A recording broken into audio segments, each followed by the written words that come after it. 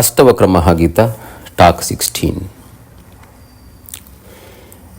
ఇప్పటి వరకు అష్టవక్రుడిని జనకుడు అడిగాడు, ముక్తి, మోక్షం, జ్ఞానం, వైరాగ్యం ఎట్లా వస్తాయి? జిజ్ఞాసతో అడుగుతున్నాను, అంతులేని జిజ్ఞాసతో అడుగుతున్నాను, నాకు జవాబు చెప్పండి గురుదేవ అన్నప్పుడు అష్టవక్రుడు ఒక 19 సూత్రాల్లో ఏ విషయాల్లో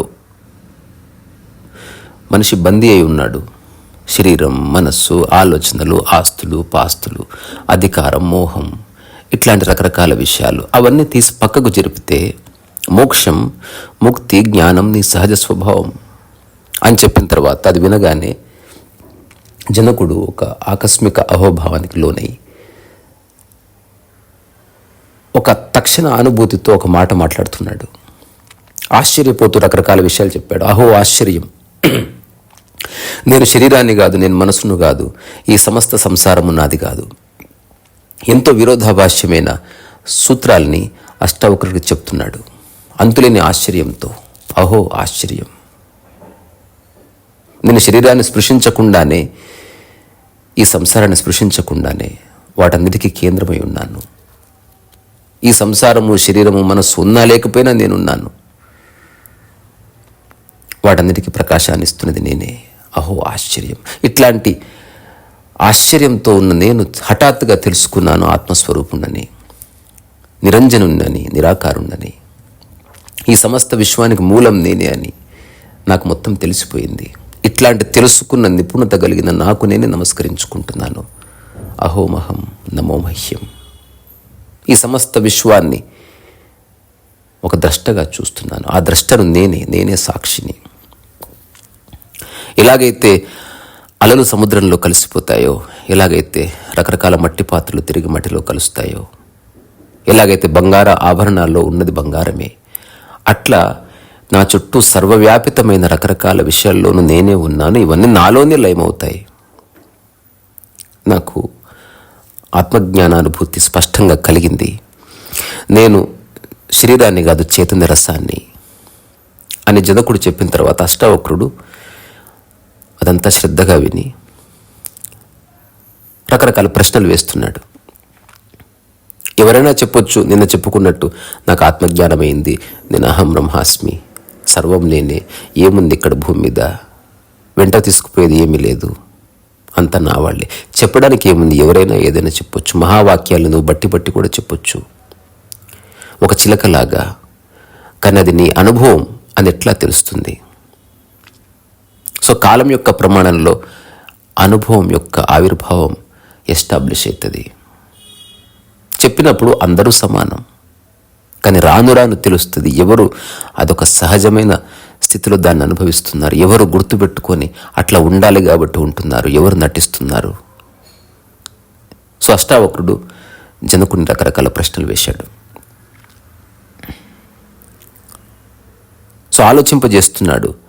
నేను చెప్పిన ప్రీతికరమైన మాటలు విని అక్కడి నుంచి నువ్వేమైనా ఒక నిర్ణయానికి వచ్చావా, నేను ఆత్మస్వరూపాన్ని అనే అనుభవం కాకుండానే, నేను దేహాన్ని కాదన్నావు, మరి చుట్టుపక్కల ఉన్న దేహాలు నీవి కాదు, మరి ఇంటికి వెళ్ళిన తర్వాత భార్య మరణిస్తే మరి నువ్వు బాధపడతావా? నువ్వు రాజ్యానికి తిరిగి వెళ్ళేలోపు ఇంకెవరన్నా రాజ్యాన్ని ఆక్రమించుకొని నీ సింహాసనం మీద కూర్చుంటే నువ్వు చూడగలవా? నీ ఆత్మజ్ఞానానుభూతి నాకు అర్థమైంది, అందుకు అభినందనలు. కానీ అది నిజమా కాదా ఎట్లా తెలుసుకునేది? సో అష్టావక్రుడు చెప్తున్నాడు, ఒక జ్ఞానిగా నాకు తెలుసు ఇలా చెప్పిన వాళ్ళు ఎన్నెన్ని మోసాలు చేశారు, ఇలా చెప్పిన వాళ్ళు ఎన్నెన్ని కామవాసనల్లో పడ్డారు, ఇట్లా చెప్పిన వాళ్ళు ఎన్ని అబద్ధాలు చెప్పారు, ఇట్లా చెప్పిన వాళ్ళు ఎంత డబ్బు సంపాదించుకున్నారు, ఇలా చెప్పిన వాళ్ళు ఎన్ని త్యాగాలు చేశారు. వాళ్ళు చెప్పిన దానికి చేస్తున్న దానికి ఏ పొంతన లేదు. ఓ జనక, నువ్వు అలాంటి కోవకు చెందిన వాడివేనా? నాకెట్లా తెలుస్తుంది, పోనీ నీకెట్లా తెలుస్తుంది ఈ అనుభవం నిఖార్సైంది అని? మన చుట్టుపక్కల ఉన్న వాళ్ళు ఎవరైనా హఠాత్తుగా ఇట్లాంటి ఘోషణ చేస్తే ఎవరు గంభీరంగా తీసుకోరు. నేను చిన్న కథ విన్నా. ఆ కథ కంటే ముందు అష్టావక్రుడు జనకునితో అంటున్నాడు, ఉద్భూతం జ్ఞాన దుర్మిత్రం అవధార్యాతి దుర్బల ఆశ్చర్యం కామమాకాంక్షేత్ కాలమంతా మనుశ్రిత. సో అష్టావక్రుడు జనకుడితో అంటున్నాడు, ఎంత ఆశ్చర్యం ఇది. కామం జీవితానికి ఒక ప్రతిబంధకం అని తెలిసినా కూడా మరణం సమీపిస్తున్నప్పటికీ ఆ కామవాసనలు పోకుండా ఉన్న వాళ్ళని నేను చూశాను. వాళ్ళంతా ఆత్మజ్ఞానులే అని ప్రకటించుకున్న వాళ్ళే. మనం ఈ మధ్య కాలంలో ఎన్నో సెక్సువల్ అసాల్ట్ కేసెస్ చూసాం ఆశ్రమాల్లో జరిగినన్ని దురాక్రమాలు ఎక్కడా జరగవు. అక్కడ వెళుతున్న పని ఒకటి, జరుగుతున్న పని ఒకటి. నిన్ననే ఎవరో నాకు ఫోన్ చేసి చెప్పారు, పేరు చెప్పాను, ఆశ్రమం పేరు. కానీ ఆ గురువు గారు చెప్పారంట, నాతో సంభోగం చేస్తే, నాతో సన్నిహితంగా ఉంటే నీ గత జన్మ కర్మలన్నీ పోతాయని.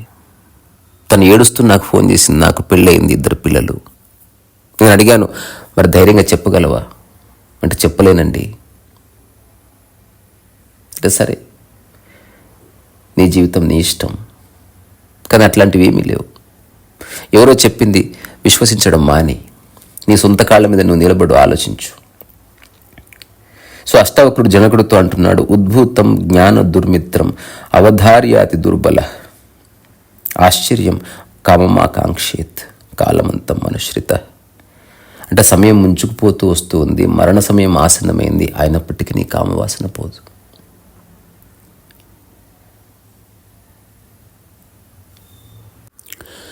సో ఎవరైనా జనకుడిలాగా హఠాత్తుగా జ్ఞానోదయమైంది, నాకు జీవితం అర్థమైందని చెప్తే ఎవరు నమ్ముతారు? నేను ఒక కథ విన్నా. ఆ కథ ఏమిటంటే, ఒక పెద్ద భూస్వామి దగ్గర ఒక ఆవిడ పనిచేస్తూ ఉంటుంది. ఆవిడకు వయసు అయిపోతుంది. తన కొడుకుని తీసుకొచ్చి చెప్తుంది, అయ్యా నన్ను చూసుకున్నట్టు మీరు ఇతన్ని చూసుకోండి, అతను పాపం ఏం చదువుకోలేదు అంటే అవుట్ ఆఫ్ కంపాషన్ చెప్తాడు, సరే ఇతను నా దగ్గరే ఉండని. ఎవరైనా ఎంతో కొంత పని చేస్తారు. ఆవులకు గడ్డేయమనండి, అట్లా వ్యవసాయం వెళ్ళి చూసుకోమనండి. నేను ప్రతిరోజు కొందరికి పాలు పోస్తాను, ఆ పాలు అందరికీ పంచిరమ్మనండి, ఆ పనులు నేర్పిస్తానులేమ్మా అన్నాడు. ఆ తర్వాత ఆ తల్లి ఇంటికి వెళ్ళిపోయింది అప్పచెప్పి. ఇతను మహాసోమరి అని తెలిసిపోయింది ఆ భూస్వామికి. కొట్టాడు, తిట్టాడు, రకరకాల సలహాలు ఇచ్చాడు, ఎవరెవరితోనూ చెప్పించాడు. ఏమీ చేయడు, తింటాడు, పడుకుంటాడు. సో ఆ భూస్వామికి చెప్పి చెప్పి నోరు పోయింది, కొట్టి చేతులు పోయాయి, తన్ని కాళ్ళు నొప్పి లేచాయి. ఆ ఊర్లో ఉన్న వాళ్ళంతా నిర్ధారణకు వచ్చారు, నీ దురదృష్టం వల్ల నీకు అతను దొరికాడు. ఎవరైనా ఎంతో అంత పని చేస్తారు.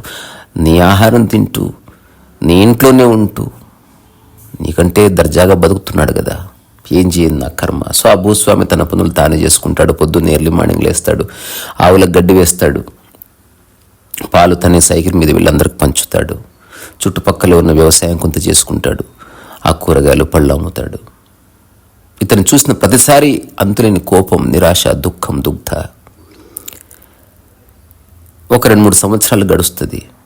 ఒకసారి తల్లి వస్తే చెప్తాడు, ఇలాంటి కొడుకుని కన్నావమ్మా, నా జీవితంలో ఇట్లాంటి వాడిని చూడలేదు. నువ్వు నాకు అప్పచెప్పావు, నేను నీకు ప్రామిస్ చేశాను కాబట్టి నా దగ్గర ఉంచుకుంటున్నాను. వాడు నాకు బరువైపోయాడు. నా కన్న కొడుక్కి కూతురికి కూడా ఇట్లా సేవ చేయలేదు కదా. వాడికి అసలు దయా హృదయం ఏమైనా ఉన్నాయా? తల్లి కూడా వచ్చి 2 చెంపదెబ్బలేసి వెళ్ళిపోయింది. ఇది ఇలా ఉండగా కొంతకాలానికి అతను హఠాత్తుగా ఎర్లీ మార్నింగ్ 4 o'clock లేచి కూర్చున్నాడు. ఇతను గడ్డి వేయడానికి వచ్చినప్పుడు చూసి ఆశ్చర్యపోయాడు, భయం వేసింది.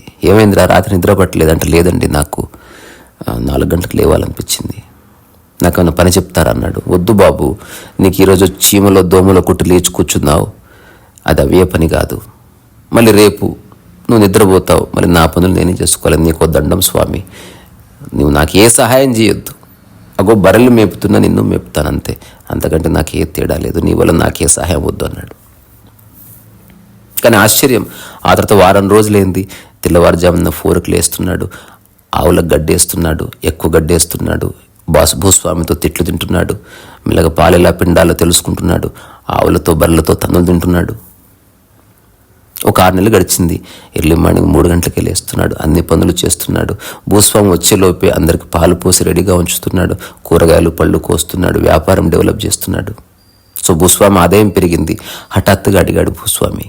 ఊర్లో వాళ్ళంతా మెచ్చుకుంటున్నారు, ఇలా మార్చావయ్యా, అంత నిష్క్రియాపరుణ్ణి, అంత సోమరిని ఎంత కార్యదక్షుణ్ణి చేశావు నువ్వు నిజంగా చాలా గొప్పవాడిని మెచ్చుకుంటే ఏం చెప్పాలో అర్థం కావట్లేదు. తనేమీ చేయలేదు, ఆ విషయం తనకు తెలుసు. బయట పొంగిపోతున్నాడు, లోపల బాధపడుతున్నాడు. ఒక రకమైన జిజ్ఞాసతో వచ్చి అడుగుతున్నాడు మాటిమాటికి, ఏమైందిరా హఠాత్తుగా ఉదయం లేవడం మొదలుపెట్టావు? చెప్పలేదు. ఒక 1 year గడిచింది. ఆ తర్వాత ఒకసారి కొట్టాడు. నువ్వు నాకు చెప్తావా? నేను చెప్పనండి అన్నాడు. అయితే నువ్వు ఇక్కడి నుంచి వెళ్ళిపోని గంటేశాడు. అప్పటికే అతని కార్యదక్షత అందరికీ తెలుసు కాబట్టి ఒక పెద్ద భూస్వామి దగ్గర ఇంకో పని కుదిరాడు. అక్కడ ఇంగ్లీష్ నేర్చుకున్నాడు, గణితం నేర్చుకున్నాడు, అతని వ్యాపారాన్ని డెవలప్ చేశాడు. ఈ మొదటి భూస్వామి అతని దగ్గరికి వెళ్ళి జరిగిన కథంతా చెప్పాడు. ఇప్పుడు అతనికి క్యూరియాసిటీ పట్టుకుంది. ఏం జరిగిందో చెప్పయ్యా అన్నాడు. చెప్పనండి అన్నాడు. అతను కూడా తిట్టి పంపించేశాడు. అలా దేశంలో చాలా డబ్బున్న భూస్వామిగా అతను ఎదిగాడు. ఈ మొదటి భూస్వామికి, రెండో భూస్వామికి, మూడో భూస్వామి అంతా సాయంత్రం కూర్చొని చర్చ. అసలు ఏం జరిగింది? మనం ఇంతకాలం ఎంతో పని చేసినా ఎలాంటి అభివృద్ధి లేదే, మందకోడిగా ఉంది. మరి అతను ఏమర్థమైంది? అతనికి ఎలాంటి జ్ఞానోదయం అయింది? అతను ఎందుకు అట్లా పని చేస్తున్నాడు? ఎందుకు అట్లా అన్ని నేర్చుకుంటున్నాడు? ఈ మధ్యన ఒక పుస్తకం కూడా రాశాడంట. ఆ తర్వాత ఆ దేశపు రాజు దగ్గరకు ఒక అతను వచ్చాడు 2 గుర్రాలు తీసుకొని. ఆ 2 గుర్రాల్లో ఏది తల్లి ఏది పిల్ల 2 చూడ్డానికి సేమ్ ఉన్నాయి, ఐడెంటికల్, జిరాక్స్ కాపీలాగా ఉన్నాయి. దాన్ని ఎవరన్నా సరిగ్గా గుర్తుపడితే గనక మహారాజు అన్నాడు, దండోర వేయించి నేను నా కూతురిని ఇస్తాను, అర్ధరాజ్యం ఇస్తాను. చాలామంది వచ్చారు మేధావులు. ఎంత కళ్ళు నలుపుకొని చూసినా ఆ 2 ఎగ్జాక్ట్లీ సేమ్ ఉన్నాయి. ఏది తల్ల ఏది పిల్ల కనుక్కోవడం చాలా కష్టం. అప్పుడు ఇతను వెళ్ళాడు. ఈ సోమరిపోతు ఆయన ఈ అబ్బాయి వెళ్ళి నేను చెప్తానండి అన్నాడు. అప్పుడు రాజు అన్నాడు, చెప్పకపోతే తెలుసు కదా శిక్ష ఏముందండి, 100 కొరడా దెబ్బలు కొడతారు, దేశ బహిష్కరణ, నేను తిన్న దెబ్బల ముందు ఇదంతా. కానీ ఒకసారి ఆ గుర్రాలను 1 గంట సేపు తదేకంగా చూడాలనుకుంటున్నా. చూశాడు. చూసిన తర్వాత వచ్చి చెప్పాడు, అది తల్లి ఇది పిల్ల అన్నాడు. అందరూ ఆశ్చర్యపోయారు. ఇలా చెప్పావు నువ్వు? ఏముందండి, కామన్ సెన్స్.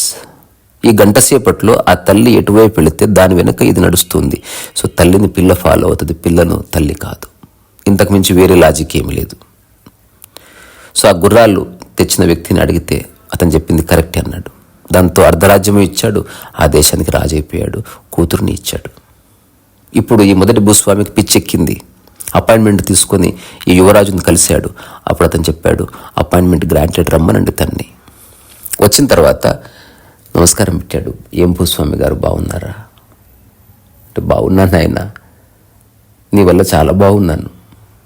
నా ఆస్తి 10 ఇంతలైంది, ఒక 10 మంది పనిచేస్తున్నారు, కానీ పిచ్చెక్కిపోతుంది నాకు.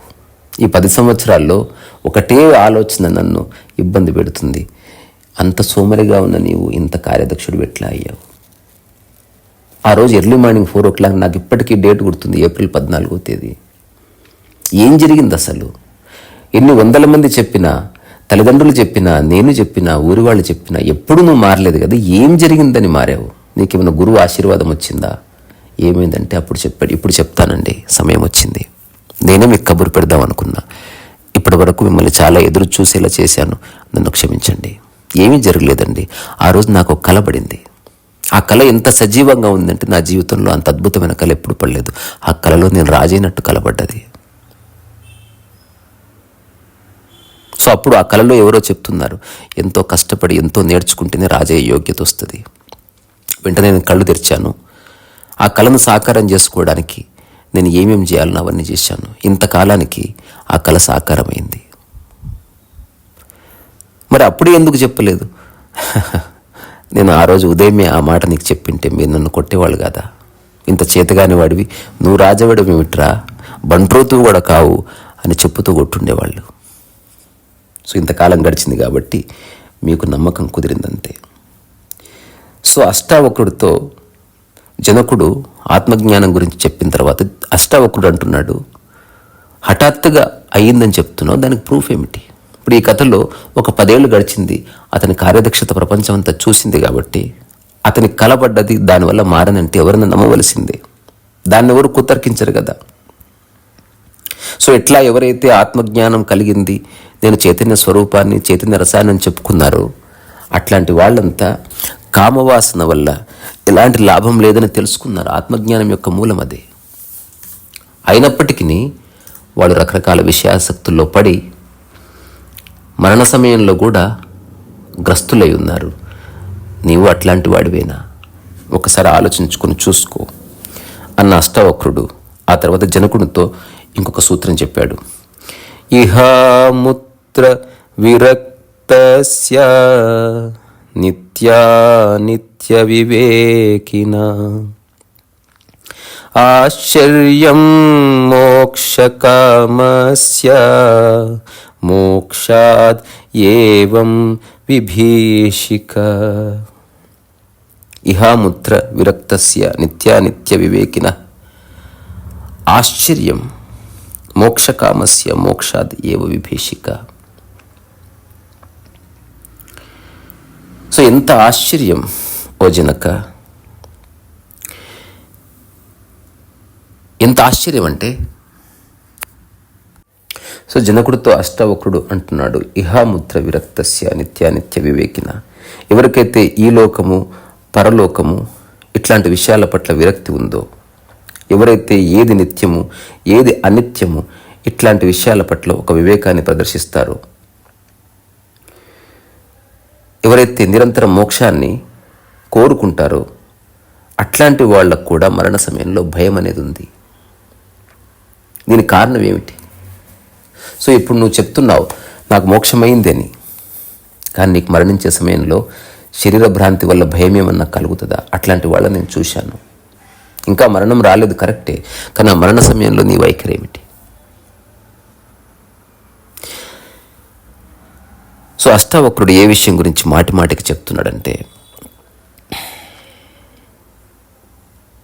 సో ఒక్క చిన్న వర్షపు చినుకు పడగానే వర్షాకాలం వచ్చినట్టు కాదు, అడవిలో ఒక్క పువ్వు వికసించగానే ఆ అడవిలో వసంతం వచ్చినట్టు కాదు. అట్లాగే ఎవరైనా ఒక మాట ఒక గొప్ప జ్ఞానపు కాంతితో మాట్లాడగానే అతను జ్ఞానైపోయినట్టు కాదు. కొన్ని సంవత్సరాల నుంచి భోజనం లేక అలమటిస్తున్న వాడికి ఎవరైనా ఒక పచ్చడి ముద్ద పెట్టినా అతను 100 సార్లు నమస్కరించిపోతాడు. ఎంతో ఆశ్చర్యాన్ని ప్రకటిస్తాడు, 100 మందికి గొప్పగా చెప్పుకుంటాడు. దానికి కారణం ఏమిటి? ఇంతకాలం లేనిది హఠాత్తుగా వచ్చింది కాబట్టి. అంతకంటే అద్భుతమైన భోజనాలు చేస్తున్న వాళ్ళు నిరంతరం అందుబాటులో ఉన్నప్పుడు దాని పట్ల వాళ్ళకి ఆసక్తి ఉండదు. సో ఎండలో తిరిగి వచ్చేవాడికి ఒక చిన్న చెట్టు నీడ కనబడగానే అంతులేని తృప్తి అనుభవం కలుగుతుంది. అట్లా నేను చెప్తున్న రకరకాల ప్రీతికరమైన మాటలు విని నీకు అట్లాంటి ఒక ఉద్ఘోష చేయాలనిపించిందా? ఏ అనుభవం లేకుండానే ఊరికే ఊహించి ఒక కల్పన మాత్రంగా చెప్తున్నావా? ఎందుకంటే నేను చూశాను, అష్టావకుడు స్పష్టంగా చెప్తున్నాడు. చాలామంది జ్ఞానులకు ఈ విషయం తెలుసు. ఈ ఇహలోకంలోనూ ఏది లేదు, పరలోకంలోనూ ఏది లేదు. ఉన్నదేది శాశ్వతమైంది కాదు, అలాగే వెంట తీసుకుపోయేది లేదు. నిరంతరం ఒక పరమ స్వతంత్రతని వాళ్ళు కోరుకుంటారు. మోక్షం అంటే అదే. సో మోక్షం అంటే ఆత్యంతిక స్వతంత్రత, పరమ స్వతంత్రత. సో స్వతంత్రత కోరుకోవడం వేరు, నిజంగా స్వతంత్రతని అనుభవించడం వేరు. ఈ ప్రపంచంలో ఫ్రీడమ్ కోరుకోని వాడేవాడు. ఫ్రీడమ్ కావాలి అని తెలిసి మళ్ళీ ఉద్యోగంలో చేరి ఒక బాస్ కింద పనిచేస్తారు, ఒక సెలవు కోసం అర్రులు చాచుతారు. ఫ్రీడమ్ కావాలి అని ఒక చిన్న ఇల్లు కట్టుకొని ఇరుకైందని బాధపడతారు. ఫ్రీడమ్ కావాలి అని ఒంటి నిండా నగలేసుకొని తిరిగి ఆ నగల వల్ల దురదతో ఇబ్బంది పడతారు. ఫ్రీడమ్ కావాలి అని రకరకాల బంధాలు పెట్టుకుని ఆ బంధాలు ఇరుక్కొని నాకు విముక్తి కావాలి మొర్రు అని పారిపోతారు. నిజంగా ఫ్రీడమ్ కావాలా? అసలు అది ఎలా ఉంటుందో తెలుసా? సో అన్ని రకాల స్వాతంత్రాల యొక్క అంతిమ కంక్లూజన్ మోక్షం. ఏ బంధనాలు లేవు, అటువంటి మనసు అనుభవించే ఒక సహజ స్థితి. అట్లాంటి వాళ్ళు కూడా మరణించే సమయంలో శరీరం పట్ల ఒకానొక భ్రాంతిని, వ్యామోహాన్ని కలిగి ఉండడం నేను చూశాను. సో అప్పుడు అష్టావక్రుడు జనకుడితో చెప్తున్నవన్నీ అల్టిమేట్ విషయాలు. సో ఆధ్యాత్మికత యొక్క చరమస్థాయిలో ఉన్నవాడు చెప్పే విషయాలు. ఇవి ప్రాపంచిక విషయాలకు సంబంధించిన ఏ చర్చ లేదు. ఇది పతంజలి యోగ సూత్రాలు లాంటివి కాదు. ఇదొక పిన్నకిల్ ఆఫ్ అండర్స్టాండింగ్. ఒక శిఖర స్థాయికి సంబంధించిన విషయాన్ని ఇద్దరు మాట్లాడుకుంటున్నారు. అత్యంత ఆరోగ్యకరమైన సంవాదం ఇది. సో మనిషి యొక్క స్వభావం ఏమిటి? స్వతంత్రాన్ని కోరుకుంటూనే ఒకదాని నుంచి ఇంకొక దానిలోకి ప్రవేశిస్తాడు. ఒక పరతంత్రం నుంచి ఇంకో పరతంత్రంలోకి ప్రవేశిస్తాడు. ఒక పొలిటికల్ పార్టీ నుంచి ఇంకో పొలిటికల్ పార్టీకి ప్రవేశిస్తాడు. ఇంకొక ఇంటి నుంచి ఇంకొక ఇంటికి వెళ్తాడు. ఒక ఫ్రెండ్తో గొడవైతే ఇంకో ఫ్రెండ్ని పరిచయం చేసుకుంటాడు. ఒక ఉద్యోగం వదిలేస్తే ఇంకో ఉద్యోగంలో వెళతాడు. అక్కడ స్వతంత్రం వెతుకులాడుకుంటున్నాడు. కానీ ఉద్యోగంలో స్వతంత్రం లేదన్న రియలైజేషన్ ఎప్పటికీ కలగదు. సో అట్లాంటి రియలైజేషన్ వచ్చిన వాళ్ళు కొందరు ఉన్నారు. తెలిసినప్పటికీ తిరిగి తిరిగి అదే స్థితిలోకి, అదే పరతంత్రతలోకి వెళతారు.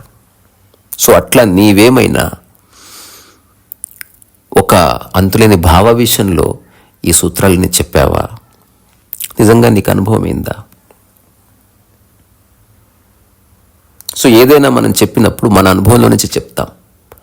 సో మన అనుభవం మనం చూస్తున్న దాన్ని పోల్చి అక్కడి నుంచి మనం మాట్లాడతాం. అష్టావక్రుడు ఏం చెప్పినా అష్టావక్రుడు యొక్క మూలస్థితి నుంచి మాట్లాడుతున్నాడు. అట్లాంటి మూలస్థితి జనకుడిలో ఉందా, జస్ట్ మనసులో నుంచి మాటలన్నీ వస్తున్నాయా అని చెక్ చేస్తున్నాడు అంతే. ఆ తర్వాత అష్టావక్రుడు జనకుడితో అంటున్నాడు, ధీరస్తు భోజ్యమానోపి పీడ్యమానోపి సర్వదా ఆత్మానం కేవలం పశ్యన్ నతుష్యతి నకుప్యతి. అసలు ఒక్కొక్క సూత్రం రియల్లీ మెస్మరైజింగ్. అష్టావక్రుడు జనకుడితో అంటున్నాడు, ఎవరైతే ధీరులు ఉంటారో వాళ్ళు ఒక పక్క అనుభవిస్తూ ఒక పక్క పాండిత్యాన్ని ప్రదర్శిస్తూ మాట్లాడుతూ ఉన్నప్పటికీ లోపల వాళ్ళు స్పష్టంగా తెలుసుకుంటారు వాళ్ళ ఆత్మలే అని. అట్లాంటి వాళ్ళకి మోహము కానీ కోపం కానీ ఉంటుందా? సో ప్రపంచంలో ఉన్నందుకు మనం మాట్లాడక తప్పదు.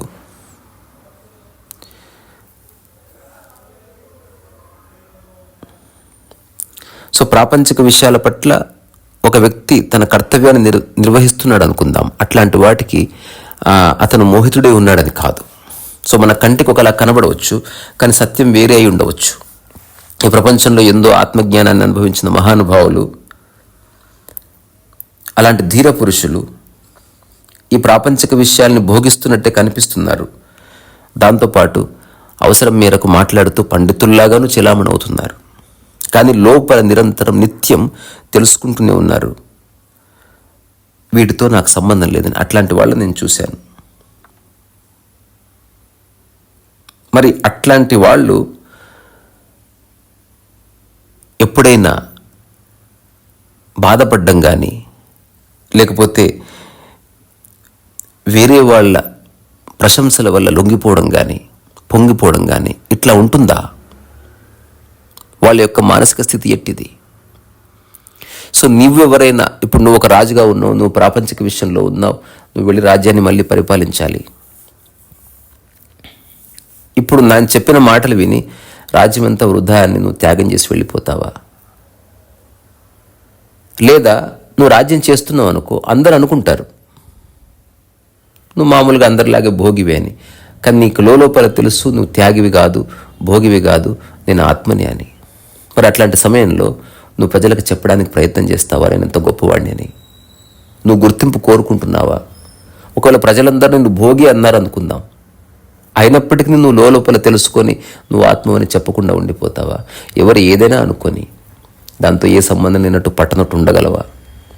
సో అష్టావక్రుడు మనసు నుంచి వచ్చిన మాట ఎట్లా ఉంటుంది, అనుభవం నుంచి వచ్చిన మాట ఎట్లా ఉంటుంది అనే దాన్ని బైఫర్కేట్ చేస్తూ ఉన్నాడు సరిగ్గా గమనిస్తే గనక. ఎందుకంటే ఎవరు చెప్పినా అదే చెప్పాలి. సో ఇప్పుడు ఆత్మజ్ఞానం అనేంత మాత్రాన నువ్వు ప్రపంచాన్ని వదిలి పారిపోలేదే.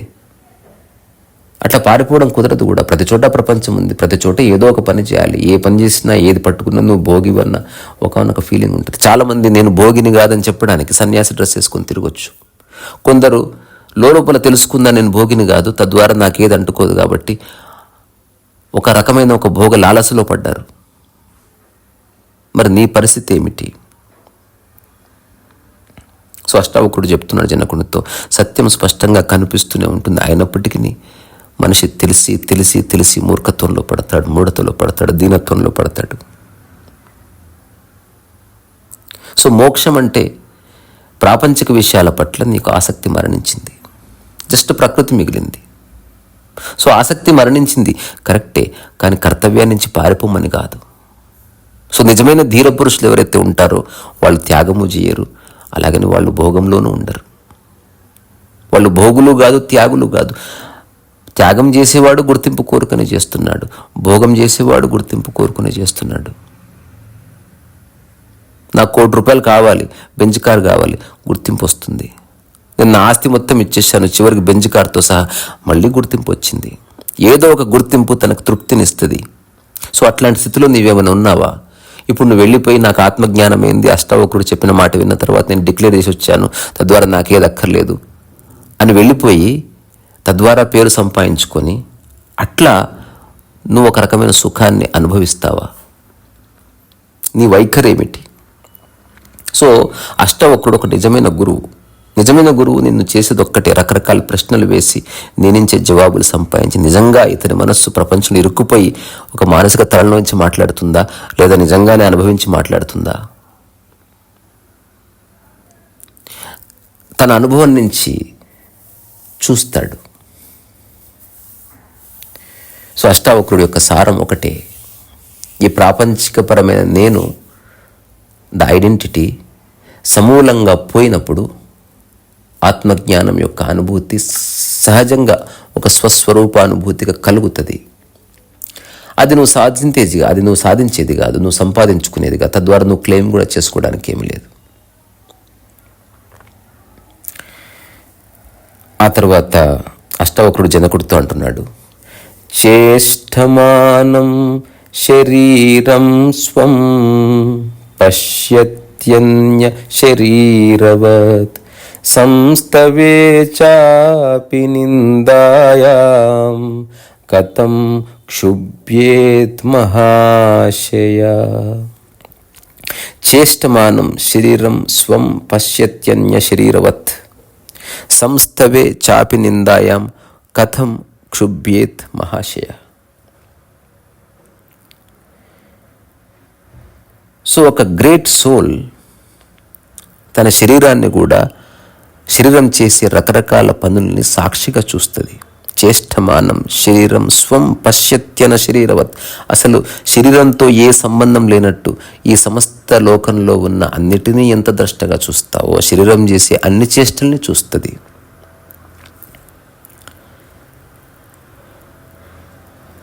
ఆ శరీరం వాళ్ళది కాదు అన్నట్టుంటుంది. సో అట్లాంటి స్థితిలో ఉన్న ఒక ఆత్మజ్ఞాని ప్రశంసలకి, నిందకి డిస్టర్బ్ అవుతాడా? సో నిత్యానందం అని పేరు పెట్టుకున్న ఒకానొక గురువు ఎక్కడో చదివిన కథ, ఇది కొన్ని సినిమాల్లో కూడా పెట్టారు. సో చిన్న కథ అతని గురించి ప్రచారంలో ఉంది, అతనికి ఎప్పుడు ఏ కోపం రాదని. సో ఒకసారి భూబల్లా వెళ్ళి స్వామీజీ మీ పేరేమిటి అంటే నిత్యానందం. ప్రవచనం కొంత అయింది, మళ్ళీ అడిగాడు స్వామీజీ మీ పేరేమిటి, నిత్యానందం. అట్లా 10వ అడిగేసరికి మూర్ఖుడా ఎన్నిసార్లు చెప్పాలరా నీకు, అర్థం కావడం లేదా నీకు, నిత్యానందం అని చెప్పాను కదా అని చిరాకు పడుతూ చెప్పాడు. సో అప్పుడు ఒక కథ యొక్క సారాంశం ఏమిటంటే, నిత్యానందం అని అనుకుంటున్నావు, కానీ నిన్ను టెస్ట్ చేసి చూశాను, నువ్వు నా మీద అరుస్తున్నావు. అప్పుడు ఆ గురువు గారు చెప్పారు, నేను ఊరికే పైపై నడుస్తున్నాను, నాలో ఏ డిస్టర్బెన్స్ లేదు. జస్ట్ నేను నీకు ఒక విషయాన్ని స్పష్టంగా చెప్పే ప్రయత్నంలో అరుస్తున్నాను అంతే. అంతేగాని నా మీదేం కోపం లేదు. నిజంగా కోపడ్డా అతని యొక్క స్థితి పోయినట్టే. అంత డెలికేట్ అది. నేను చాలాసార్లు ఒక విషయం చెప్తాను. ఒక గరాజ్లో చాలా రకాల చెత్తలు ఉంటాయి. ఆ చెత్తలో ఇంకొక చెత్త విసిరేస్తే నీకు చెత్త ఉన్నట్టు కూడా తెలియదు, ఎందుకంటే చెత్తలో చెత్త కలిసిపోయింది అంతే. అట్లా కాకుండా చాలా క్లీన్గా ఉన్నటువంటి ఒకానొక గదిలో చిన్న చుక్కబడ్డా, చిన్న దుమ్ము రేణువు పడ్డా కూడా స్పష్టంగా కనిపిస్తుంది. సో ఆత్మజ్ఞానం యొక్క స్థితి, ఆత్మస్థితి అంత నిష్కల్మషమైనది. దాని మీద ఏమాత్రం చిన్న మరక ఉన్నా అది స్పష్టంగా కనిపిస్తుంది.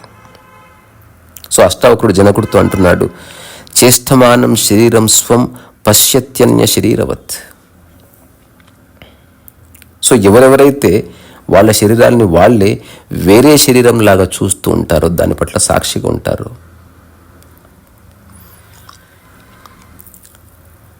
అట్లాంటి మహాపురుషులు ఎవరన్నా మెచ్చుకున్నప్పుడు లేదా నింద చేసినప్పుడు దాన్ని ఎట్లా చూస్తారు అసలు? ఇప్పుడు నువ్వు ఊరెళ్ళావు,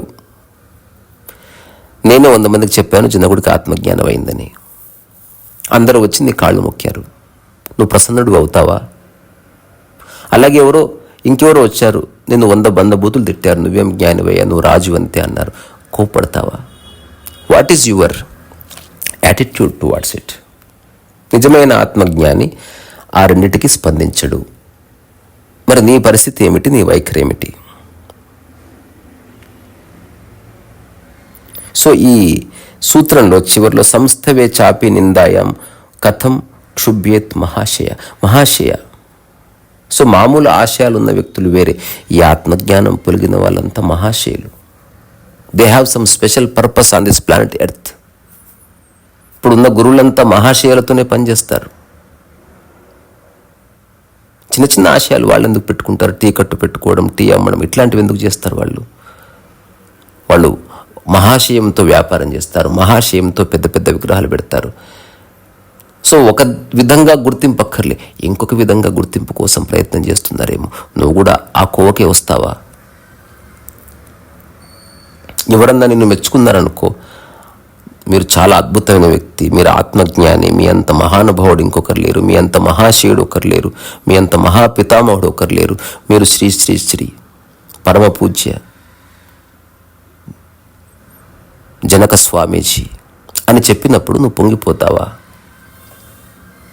అలాగే ఎవరైనా తిట్టినప్పుడు బాధపడతావా? సో నీ యొక్క వైఖరి ఏమిటి? అష్టావక్రుడు మాటి మాటి గుర్తు చేస్తున్నాడు. నేను ఒక చిన్న కథ రాశాను, ఇది నేను రాసిన కథే. జ్ఞానోదయపు కథలు ఇదో కథ. బుద్ధుడు తన భిక్షా పాత్రతో భిక్షాటన చేస్తున్నాడు. ఒక ఇంటి దగ్గరికి వెళ్ళి ఓం వందే మణిపద్మేహం అని అడిగి నిలబడితే ఎవరో అయ్యా ఉండు తీసుకొచ్చి భిక్షను వేస్తాను అంటే చాలా నిశ్చలంగా ఒక ఓపికగా శ్రద్ధగా అట్లా నిలబడ్డాడు. ఎందుకంటే ఆత్మజ్ఞానం యొక్క ఒకానొక స్థితి సంపూర్ణ శ్రద్ధ, ఏ పని చేస్తే అక్కడే సంపూర్ణంగా ఉండడం. అప్పుడు సాక్షాత్తు పరమేశ్వరుడు ప్రత్యక్షమై వెనుక నుంచి పిలిచాడు, ఓ మహాత్మా మహాశయ బుద్ధ, నీ అంత గొప్పవాడిని నా జీవితంలో ఎప్పుడు చూడలేదు. సో అందరూ నా దర్శనం కోరుకుంటారు, నేనే స్వయంగా దర్శనం ఇద్దామని దగ్గరికి వచ్చాను, ఒకసారి నా వైపు తిరిగి చూడు అన్నప్పుడు బుద్ధుడు నిశ్చలంగా అలా ఉండి మెల్లగా తిరిగి భిక్షాపాత్రను ఒక అరుగు మీద పెట్టి మెల్లగా నడుచుకుంటూ వచ్చి ఆ పరమేశ్వరుని చూశాడంట. అప్పుడు పరమేశ్వరుని కోపం వచ్చింది. నా అంతకు నేనుగా వస్తే నువ్వు నన్ను పట్టించుకోకుండా భిక్షాపాత్రకి ఇచ్చిన వాల్యూ కూడా నాకు ఇవ్వలేదు నువ్వు. నిజానికి నీ బదులు వేరే వాళ్ళు ఎవరైనా ఉంటే భిక్షాపాత్రను అట్లా నీళ్ళ గిరాటేసి అట్లా నా వైపు పరిగెత్తుకుని వచ్చేవాళ్ళు. ఏంటయ్యా నీ వైఖరి అన్నప్పుడు చాలా ప్రశాంత చిత్తంతో బుద్ధుడు ఏం చెప్పాడు అంటే, ఓ పరమేశ, ఒకప్పుడు నాకు భిక్షాపాత్ర వేరు, నాకు భిక్ష వేసే అమ్మ వేరు, నేను వేరు, పరమేశ్వరుడు వేరు. కానీ ఇప్పుడు భిక్షాపాత్ర ఎంతో, మీరు అంతే. పరమేశ్వరునిలో భిక్షాపాత్ర చూస్తున్నా, అలాగే భిక్షాపాత్రలో పరమేశ్వరుని చూస్తున్నా. నా మనసులో ఉన్న అంతరాలన్నీ పోయాయి. నేను మొదట అటువైపు తిరిగి ఉన్నప్పుడు నన్ను మీరు ప్రశంసించారు. నేను భిక్షాపాత్ర పట్ల నా వైఖరి చూసి కోపం వచ్చి నన్ను నిందించారు కూడా. కానీ ప్రశంసకి నిందకి అతీతం నేను. అటువంటి ఒక మానసిక స్థితిలో నిలబడి ఉన్న నాకు ఇప్పుడు దేని మీద వ్యామోహం లేదు.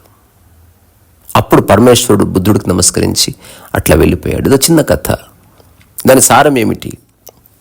ఎప్పుడన్నా రుడ్యార్డ్ కిప్లింగ్ రాసిన ఒక బ్యూటిఫుల్ పోయం ఉంటుంది, ఇఫ్. అది సరదాగా చదువుతాను, వినండి. ఇది one of the famous poems in the world. నేను త్వరలో మేబీ నెక్స్ట్ ఇయర్ జనవరి ఫిబ్రవరి ప్రాంతంలో తప్పకుండా ఒక బుక్ రాస్తా. ప్రపంచంలో ఉన్న గ్రేటెస్ట్ 100 పోయమ్స్ని తెలుగులో ట్రాన్స్లేట్ చేసి వాళ్ళ డ్రాయింగ్స్ వేసి పరిచయం చేస్తా. తప్పక చదవాలి. ఎంత గ్రేట్ ఇన్సైట్ ఉంటే తెలుసా ఇందులో. ఈ అష్టావకుడు చెప్పిన ఒకానొక స్థితి గురించి ఇఫ్ పోయంలో క్లియర్గా రాయబడి ఉంటుంది. నేను ఊరికి సరదాగా చదివి దాన్ని 2-3 లైన్లు దాన్ని విడమరి చెప్పి ముగిస్తాను. If you can keep your head when all about you are losing theirs and blaming it on you. If you can trust yourself when all men doubt you, but make allowance for their doubting too. So నిన్ను నువ్వు నమ్ము, ఎంతమంది నిన్ను అనుమానించినప్పటికీ. If you can wait and not be tired by waiting, or being lied about, don't deal in lies. అవసరం వేస్తే నిరీక్షించు, కానీ ఎవరిని బ్లేమ్ చేయకు. Or being hated, don't give way to hating. ఎవరన్నా నేను ద్వేషించినప్పటికీ నేను ద్వేషించకు. And yet don't look too good nor talk too wise. So నువ్వు చాలా గొప్పగా కనబడాలని ప్రయత్నం చేయకు, అలాగే అత్యంత తెలివిగా నువ్వు మాట్లాడకు. మధ్యలో ఉండు. If you can dream and not make dreams your master, if you can think and not make thoughts your aim. So నువ్వు కనే కలల్ని నీ పైన బాస్గా క్రియేట్ చేసుకోకు, అట్లాగే నీ ఆలోచనలే నీ లక్ష్యం అనుకోకు. If you can meet with Triumph and disaster, అంటే ఒక గొప్ప విజయాన్ని అట్లాగే గొప్ప పరాజయాన్ని నువ్వు కలిసినప్పుడు, and treat those two impostors just the same. Impostors, such a beautiful word. Impostor అంటే మోసగాడు. సో ఈ రెండు మోసం చేయడానికే వస్తాయి, నీ జీవితాన్ని నాశనం చేయడానికి వస్తాయి, నిన్ను ద్వంద్వంలో ఇరికియడానికే వస్తాయి. And treat those two imposters just the same. If you can bear to hear the truth you have spoken, twisted by knives to make a trap for fools. Or watch the things you gave your life to broken, and stood up and build them up with worn out tools. ఎలాగైతే నీ జీవితం మొత్తం సర్వనాశనం అయిపోయినా నీ దగ్గర ఉన్న చిన్న చిన్న టూల్స్తో తిరిగి నిర్మించు. If you can make one heap of all your winnings and risk it on one ton of pitch and toss. నువ్వు చాలా విజయం సాధించినప్పటికీ ఆ మాయలు ఇరుక్కుపోకుండా తిరిగి మొదలుపెట్టు. అవసరమైతే అన్నిటిని వదిలేసిపో. And lose and start again at your beginnings and never breathe a word about your loss. నువ్వు మళ్ళీ తిరిగి ప్రారంభించవలసి వచ్చినా, ఇప్పటివరకు నువ్వు సాధించింది మొత్తం కోల్పోయినా, నువ్వు కోల్పోయిన దాని గురించి ఎప్పుడు ఎవరికి ఒక్క మాట కూడా చెప్పకు. If you can force your heart and nerve and sinew to serve your turn long after they are gone. And so hold on when there is nothing in you except the will which says to them hold on. నీ దగ్గర ఉన్నదంతా పోయినప్పటికీ బాధపడకు. ఇది నాకు చాలా నచ్చిన line. If you can talk with crowds and keep your virtue are walk with Kings. నువ్వు పెద్ద పెద్ద సభల్లో జనాలతో మాట్లాడవచ్చు, నువ్వు చాలా గొప్పవాడివి, నీ గొప్పదనం ప్రచారము జరగవచ్చు, తర్వాత నీ అదృష్టం బాగుండి నువ్వు గొప్ప గొప్ప రాజులతో మహానుభావులతో నడవవచ్చు. But Nar lose the common touch. నీ యొక్క సహజ స్వభావాన్ని, అత్యంత సాధారణతని ఎప్పుడు కోల్పోవద్దు. సో జనకుడితో అష్టావకుడు అదే అంటున్నాడు. నేను చెప్పిన మాటలు విని ఆ మత్తులో ఇవన్నీ చెప్తున్నావు, ఆ పిట్ట కథలు. నేను చైతన్య స్వరూపాన్ని, ఆత్మజ్ఞానిని, అణువణువంతా నేనే ఉన్నాను. ఇది ఎవడన్నా చెప్తాడయ్యా? నువ్వేంది? ఎవడన్నా చెప్తాడు. నాలుక తిరిగిన ప్రతి ఒక్కడు చెప్పదగ్గ అత్యంత తేలికైన సూత్రాలు నువ్వు నాకు చెప్తున్నావు. ఇవన్నీ నీ రాజాశ్రయంలో ఎందరో గొప్ప గొప్ప కవులు, ఆ తర్వాత వేదాలని ఇట్లాంటి వాటిని చెప్పిన వాళ్ళంతా చెప్పింది విని అందులో కొన్ని బ్యూటిఫుల్ వర్డ్స్, స్టేట్మెంట్స్ బట్టి నాకు చెప్తున్నావా? లేదా నువ్వు చెప్పింది నీ యొక్క చివరి జాగరణ? ఈ పదం గుర్తుపెట్టుకోండి. The ultimate awaken, the last awakening. ఇంకా మళ్ళీ నిద్రలోకి, మృతావస్థలోకి జారి పడిపోయేది లేదు. సో అష్టావక్రుడు ఈ విషయాన్ని చెప్తున్నాడు. జనకుడు నెక్స్ట్ చాప్టర్లో దీనికి జవాబులు ఇస్తాడు. సో ఈ 3rd చాప్టర్లో అష్టావక్రుడు ఇంకా 4 క్వశ్చన్స్ అడగబోతున్నాడు. రేపు వాటి గురించి చెప్పుకొని మెల్లగా మనం 4th చాప్టర్కి వెళదాం. సో అష్టావక్రుడు లేవదీసిన ఈ ప్రశ్నలన్నింటికీ జనకుడు ఏం జవాబు చెప్తాడు, ఎట్లా కన్విన్స్ చేస్తాడు, తన స్థితిని తను ఎట్లా బలపరుస్తాడు, నిస్సంకోచంగా నిస్సంశయంగా ఇది నా అనుభవమే అని చెప్పడానికి తను ఎటువంటి మాటని, ఎటువంటి ఎగ్జాంపుల్స్ని, ఎటువంటి పోలికని, అనాలజీని వాడుకుంటాడు.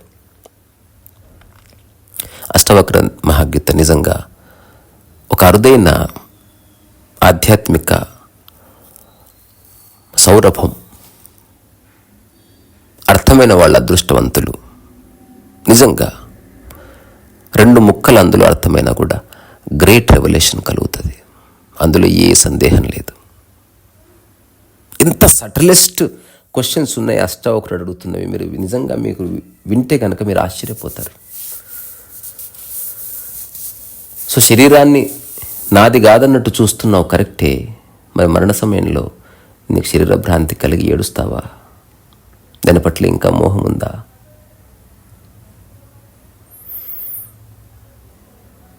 సో ఈ ప్రపంచిక విషయాల్లో ఉంటున్నావు, కరెక్టే, ఉండడంలో తప్పు లేదు. కానీ ఇప్పుడు ఆత్మజ్ఞానం అని తెలిసిన తర్వాత రాజుగా ఉన్నప్పుడు జనాలు ఏమన్నా అంటారనుకో, అప్పుడు నీ వైఖరి ఏమిటి?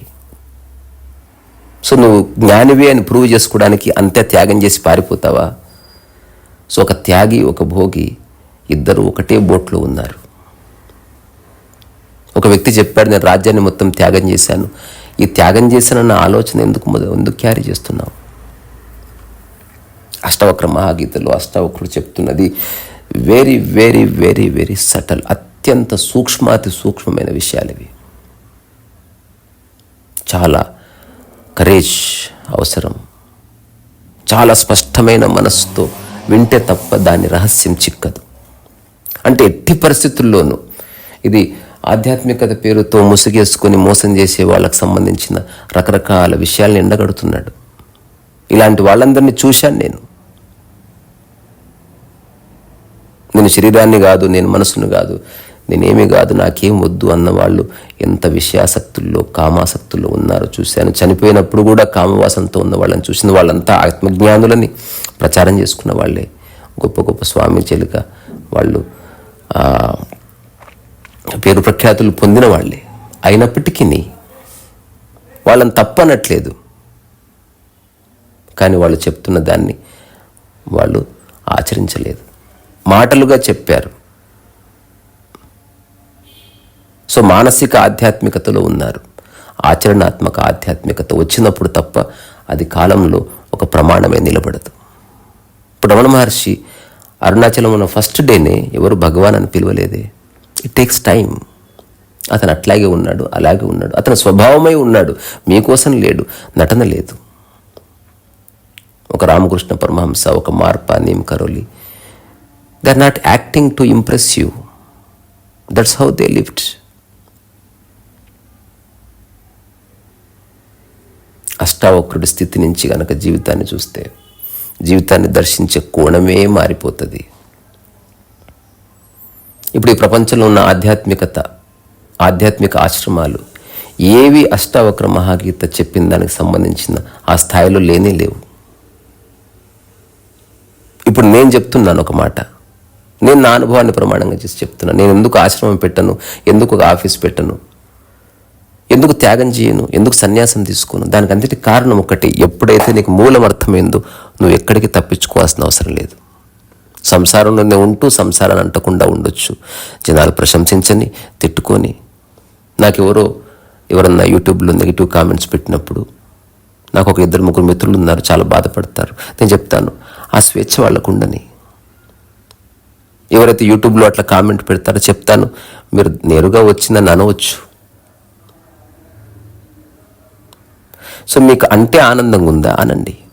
మీరు అన్నంత మాత్రాన నేను అదైపోను. మీరు అన్నా అనకపోయినా, మీరు ఉన్నా ఉండకపోయినా, నేనున్న స్థితి నాకు తెలుసు. నేను వేరే వాళ్ళని బ్లఫ్ చేయడం చాలా దూరం. నన్ను నేను ఎట్లా మోసం చేసుకుంటా? సో నిజమైన ఆత్మజ్ఞానం కలిగిన వాడు ప్రపంచాన్ని మోసం చేస్తున్నాడేమో, మోసం మొదట తనతోనే మొదలవుతుంది. సో ఒక అమ్మాయిని మొదట నువ్వు ప్రేమించాలంటే దాని యొక్క ఇంపాక్ట్ మొదట నీ మనసులో నువ్వు అనుభూతి చెంది, నీ శరీరం అనుభూతి చెందిన తర్వాత నువ్వు స్టెప్ తీసుకుంటావు. డైరెక్ట్గా నువ్వేం చేయవు. సో నీ అనుభవం నిజమైనప్పుడు నువ్వెందులో ఇరుక్కోవు. ప్రశంసలోను అభిశంసనలోను దేనిలోనూ నీ మనసు చిక్కుబడదు. నీకు అందులేని ఆనందము ఉండదు, బాధ ఉండదు. నా జ్ఞానోదయం కలిగింది అని చెప్పుకోవడం ఉండదు, నేను ప్రేమిస్తున్నానని చెప్పుకోవడం ఉండదు. నువ్వు ఒక స్వభావమే నిలబడతావంతే. అష్టావక్ర మహాగీత యొక్క సమగ్ర సారానికి నేను చదివిన రకరకాల మంది యోగులు, జ్ఞానుల్లో రమణ మహర్షి 100% ఫిట్ అవుతాడనమాట. నేను అందుకే ఒకనొక టాకీ పెట్టాను కూడా. అష్టావక్ర మహాగీత యొక్క సారం రమణ మహర్షి. నా స్థితిలో నుంచి నేనైతే అట్లా దర్శిస్తున్నాను. మీరు ఒప్పుకుంటారని కాదు, ఒప్పుకోరని కాదు, మిగతా వాళ్ళంతా లేరా అని కాదు, ఉన్నారు కాస్త అటో ఇటో, అందరూ గొప్పవాళ్లే. నేను ఎవరిని జడ్జ్ చేయడంలే. కానీ అష్టావక్ర మహాగీత యొక్క సారం కంప్లీట్ బీయింగ్ నేను రమణ తాతలు చూశాను. ఎక్కడి నుంచి రమణ తాతకి, అట్లాగే ఈ భూమి మీద అందరిలోనూ చైతన్యాన్ని రగిలించడానికి వచ్చిన మహాగురువులకి, పరమగురువులకి, మాస్టర్స్కి, వాళ్ళు ఎవరైనప్పటికీ, దాంతోపాటు నా యూట్యూబ్ మిత్రులందరికీ, ఈ కుటుంబానందరికీ ఇక్కడి నుంచే శిరస్సు వంచి నమస్కారం చేస్తున్నా. నేను చెప్పింది జస్ట్ తర్కించకండి, బాగుంది బాగలేదని చెప్పడం కాదు. ఒకసారి ఆలోచించి ఉన్న చోటే గట్టు మీద పడండి. మళ్ళీ ఒక్క మాట చెప్పి ముగిస్తా. ఏ విషయాలు నేను ఇబ్బంది పెడుతున్నాయో, ఏ విషయాల్లో నువ్వు ఇరుక్కొని ఉన్నావో వాటిని గుర్తించు, వాటిని పక్కకు జరిపి చూడు. అంతకుమించి చేయవలసిందేమీ లేదు. రీ సరస్సు వయసు.